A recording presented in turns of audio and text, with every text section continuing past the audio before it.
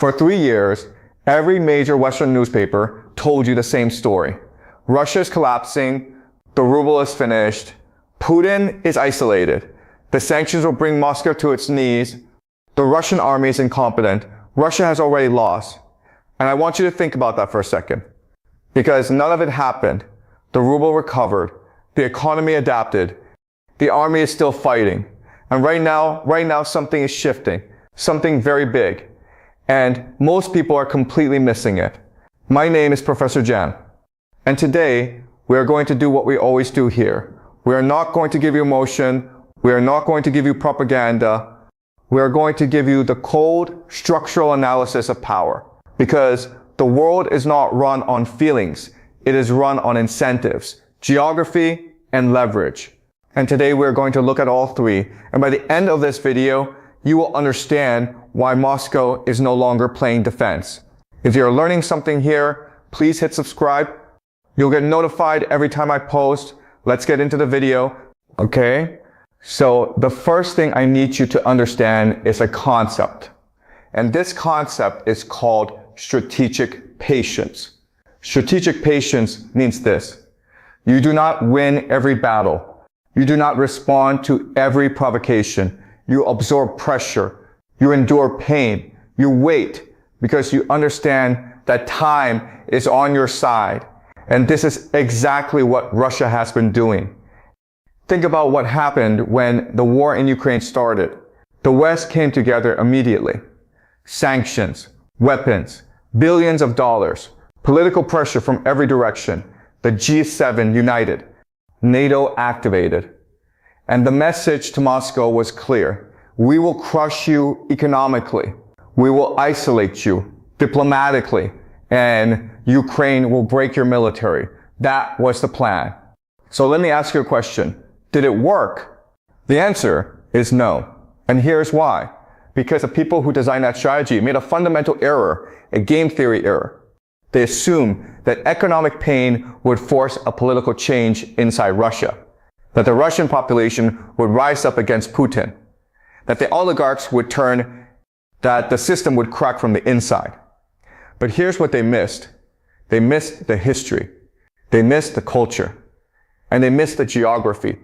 Russia has survived Napoleon. It has survived Hitler.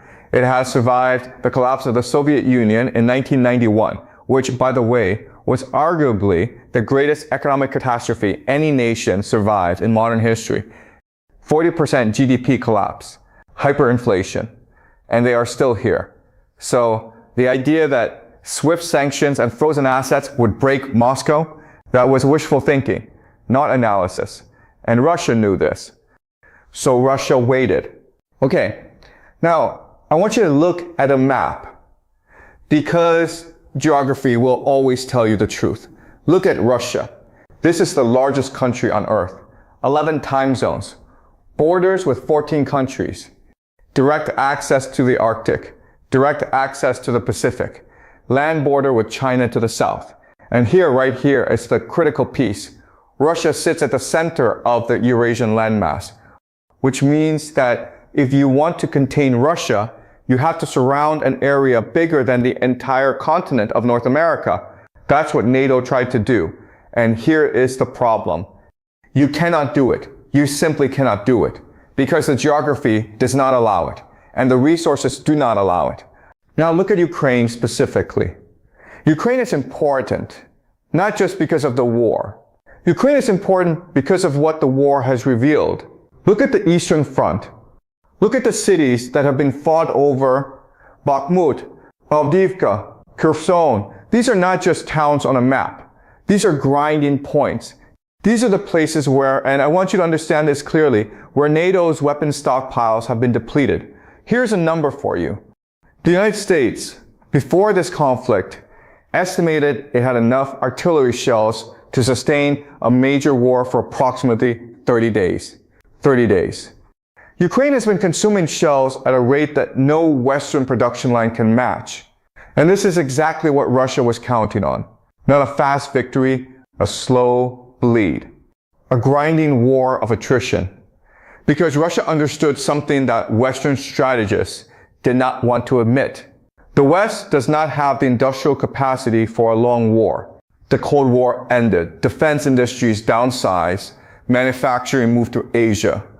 And now, when you need shells, when you need artillery, when you need air defense missiles, you cannot produce them fast enough. Russia can. Russia never stopped.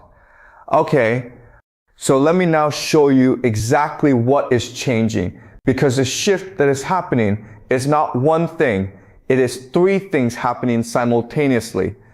And when you see all three together, you understand why this moment is different. Number one, NATO is exhausted. Not militarily, politically. And this is critical.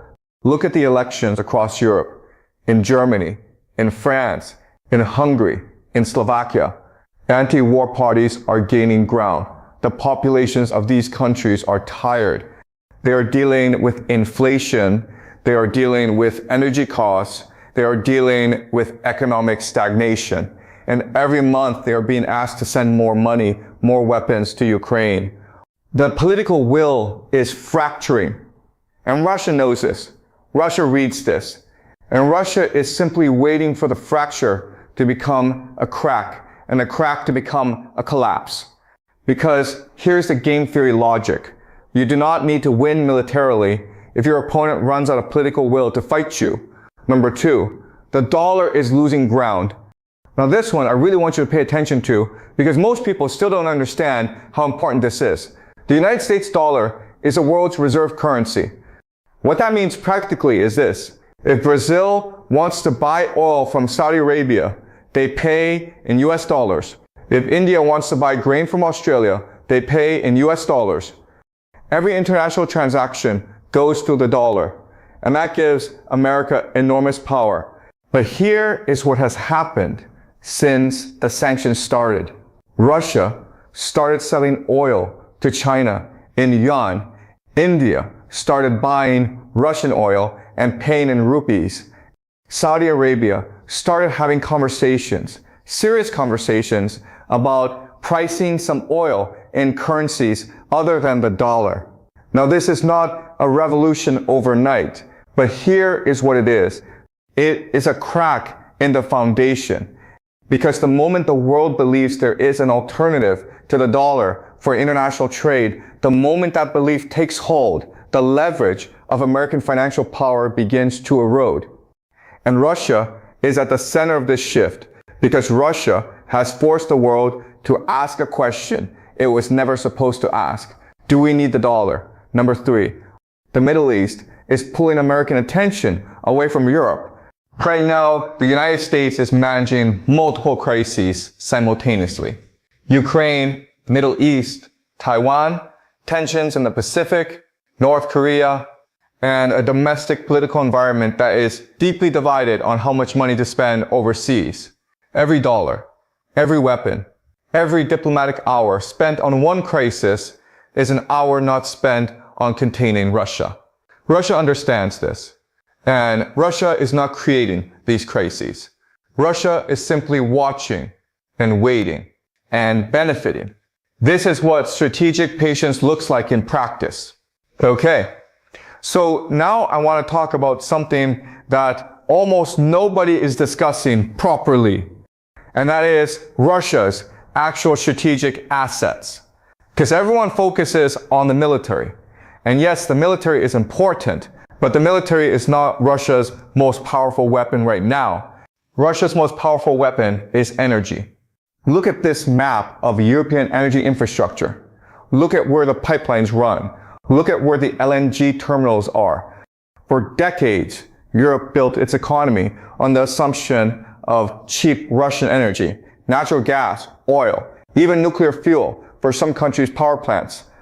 And when the sanctions hit, Europe said, we will replace Russian energy. We will buy LNG from America. We will build new terminals. We will transition to renewables faster. Okay, let's look at what actually happened. European energy prices spiked to historic highs. German industrial production, and Germany is the economic engine of Europe, began to contract. Factories moved production out of Europe to places with cheaper energy. The German economic model which was built on cheap Russian gas and export manufacturing to China, is under serious pressure. And now here is the interesting thing. Russia has redirected that energy to Asia, to China, to India, to Turkey. At discounted prices, yes, but still profitable. Russia's energy revenues have not collapsed the way the West predicted. What this means is Russia has weakened Europe economically while keeping its own economy functional, without firing a single additional shot.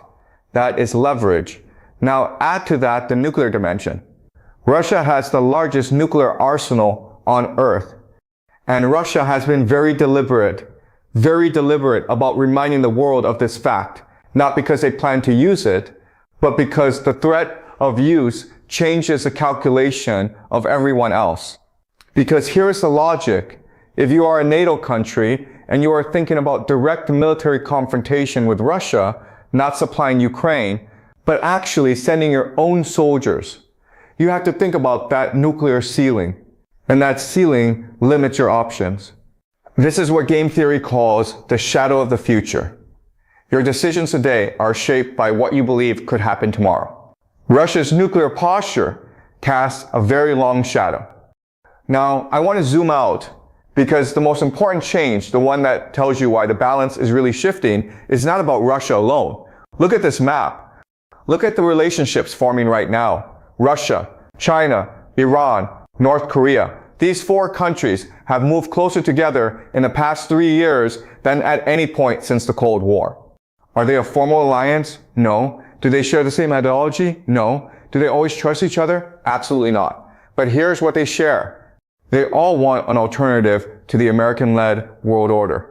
That shared interest is enough to align their behavior in ways that are very strategically significant. China is buying Russian energy and providing Russia economic access to global markets that sanctions were supposed to cut off. Iran has been supplying Russia with drones, the same drone technology that has changed the battlefield in Ukraine. North Korea has been supplying artillery shells. In exchange, Russia provides diplomatic cover and military technology. This is not a formal alliance. This is what you call a convergence of interests. And it is deeply, deeply concerning for Washington because the American strategy since 1991 has been based on a simple idea. No single power and no coalition of powers should be able to challenge American dominance. That idea is now being tested in real time. And Russia is not just a participant in this challenge. Russia is the catalyst. So where does this go? In the short term, the next 6 to 12 months, watch Europe. Because the political cracks I told you about are going to widen. If a major European nation reduces or conditions its support for Ukraine, the entire Western coalition narrative changes. Russia does not need a military victory to benefit from that. A political shift in Berlin or Paris changes the equation entirely.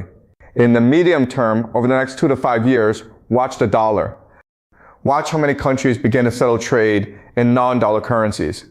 Watch how many nations quietly expand their relationship with the BRICS framework.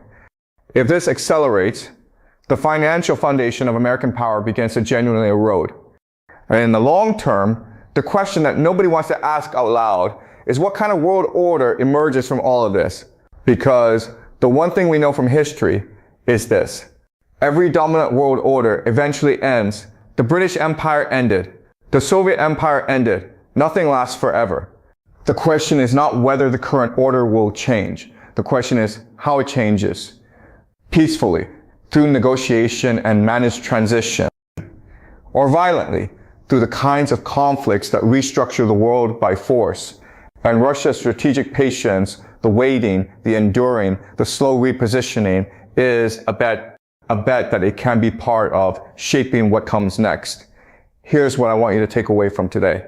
Russia did not make a dramatic move. Russia did not launch a surprise attack. Russia did not fire a missile that changed the world overnight. Russia simply waited while its opponents tired, while their coalitions fractured, while their economic model came under pressure, and while a new set of relationships quietly formed around it. That is not weakness. That is one of the oldest and most effective strategies in geopolitics. the patient player does not always win, but the impatient player almost always loses. If you want to understand what comes next, the European political shift, the dollar challenge, the new axis forming in the East, subscribe, because we're going to go deep on every single one of these. This is Professor Jiang, and I will see you in the next one.